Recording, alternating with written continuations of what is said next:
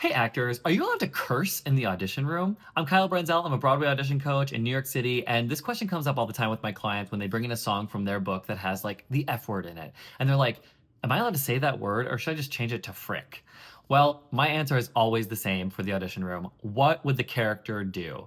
If the character you're auditioning for would curse, so can you. If the character would be like grossly profane with their language, you can be grossly profane with your language. For example, Beetlejuice in Beetlejuice is a potty mouth. There is nothing you can't say in that audition room as that character.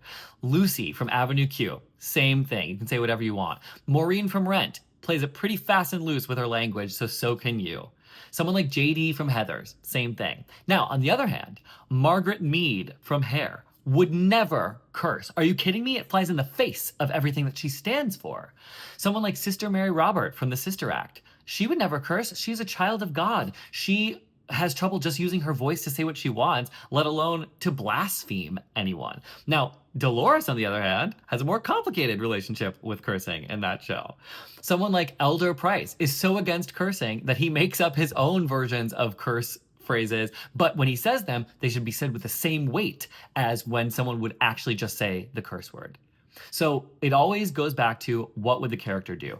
And then the question is, how would your character curse? Often when actors get audition sides, they see the curse words and they start hitting every single curse word with like a lot of energy. They're like, well, it's a big word, so I'm going to give it a lot of big feeling. And maybe, but then there are characters like Val in a chorus line who drops the F-bomb every third word she says. It's like her favorite word. So you probably don't need to emphasize the word every single time she says it because it's just another word she says. It's just another adjective that she likes to use. On the other hand, Jenny in It Should Have Been You, Miss Goody Two Shoes, she finally says the B word. Oh my gosh, she should probably hesitate to say that word. It should probably like break her mouth to come out of her mouth. It should probably like alter her body composition.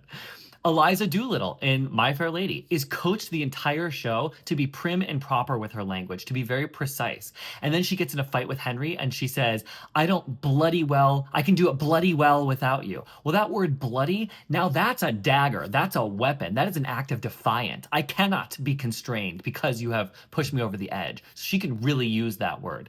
The gangs in West Side Story make up words like cracko jacko and crup you and when the spit hits the fan. Even though those words sound mild to us, they need to be said with the full audacity of someone who knows they're not supposed to say that in this time period, but I'm going to say it anyway. So as always, you got to read the script to know what your character would do. Now go break a fucking leg.